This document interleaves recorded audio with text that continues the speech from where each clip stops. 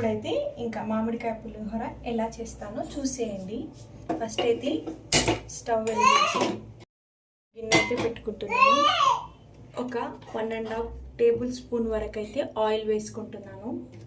అందులో పల్లీలు వేస్తున్నాను, అలానే పచ్చి శనగపప్పు, కొంచెం మినపప్పు, కొన్ని ఆవాలు, కొంచెం జీలకర్ర, 3 ఎండుమిరపకాయలు తుంచి వేస్తున్నాను, కొంచెం కరివేపాకు. మంచిగా నూనెలో వేగనివ్వాలి. కొంచెం పసుపు, నచ్చితిని కొంచెం అల్లం వేసుకోండి.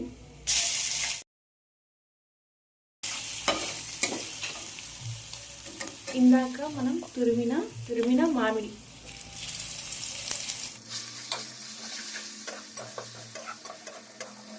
అలానే కొంచెం అయితే పక్కన ఉంచుకోండి.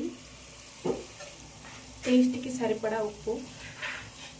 నేను అన్నం వండేటప్పుడు ఉప్పు అయితే వేయలేదు, అందుకని కొంచెం ఎక్కువగానే ఉప్పు వేసాను. మీరు అన్నం వండేటప్పుడే ఉప్పు వేస్తే కొంచెం తక్కువగా వేసుకోండి.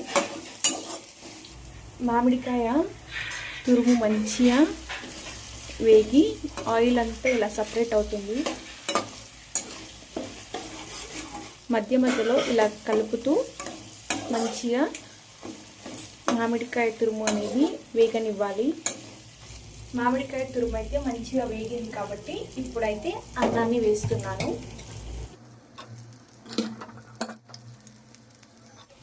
అన్నాన్ని ఇప్పుడు మంచిగా కలుపుకోవాలి. ఇంకా ఇందాక మనం తీసి పెట్టుకున్న కొంచెం పచ్చి మామిడి తురుము అయితే వేసుకోవాలి.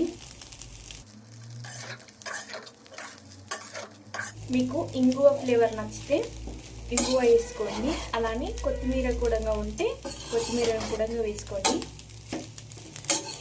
ఒకసారి కలిపేసుకొని ఇంకా స్టవ్ ఆఫ్ చేస్తే మామిడికాయ పులిహోర రెడీ అయిపోయినట్టే. ఇంకా అంతే అండి. ఇంకా మంచిగా సింపుల్గా ఇలా మామిడికాయ పులిహోర చేసుకోవచ్చు. చాలా బాగుంటుంది.